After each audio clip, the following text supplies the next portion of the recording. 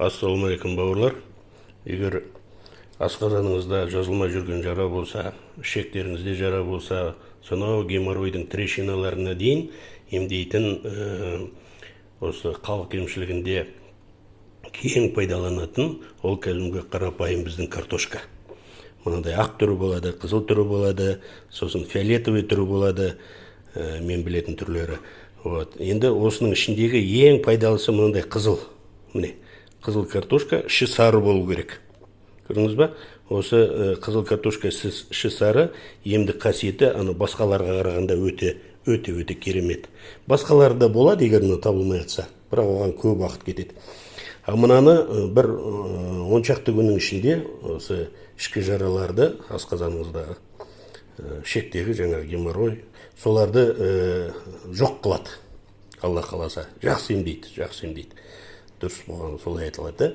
Енді бұл тек қана ішкі жаралар емес, мына сыртқы жазылмай жүрген жаралар болса, тоже жақсы емдейді. Енді бұны пайдаланғанда, бұны мясорубкадан өткізесіз, немесе блендердан өткізіп каша жасап аласыз да, ботқасын. Соны сочный ботқаны жаңа сыртқы жараларға жағып, былай үстіне жағып, жараның сосын үстін матамен тартып қоясыз. Содан кейін ол кеуіп қалған кезде тағы да ауыстырып, сөйтіп бірнеше рет күніне ауыстырып отырып, сөйтіп бірнеше күнде жоқ болады, жараның ізі де қалмайтын болады, Алла қаласа.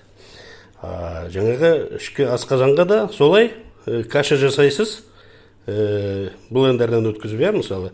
Сосын мынандай шай ішетін бір шыныға толтырып тұрып жасаңыз, оған бір 2 картошка кетеді, ар кетсе. Соны толтырып алып, қасықпен шикідей жұту керек, аш қарынға ертең-ерте. Жаңағы шайнамайсыз, сразу жұта бересіз ары қарай. Сөйтіп бір шыныны жұтып түске дейін тамақ ішпей жүрсеңіз, сөндігімен асықпай, тамақ ішкенде де жеңіл-желпі, жаңағы тыквенный суп сияқты, чечевичный суп сияқты, пайдалы суптарды жеңіл-желпі тамақ ішіп жүру керек жазылғанша.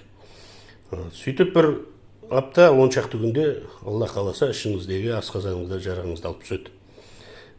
Бұны көп адам білет, пайдаланады. Мен енді профилактика ретінде, бұны енді көп адамға дәмі ұнамауы мүмкін, сары майды жағып, осылай шикідей жеп үйреніп алсаңыздар болады. Бісміллә.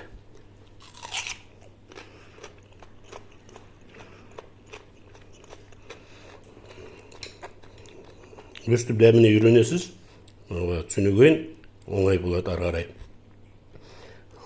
Ауырмаңыздар, сау саламат болыңыздар.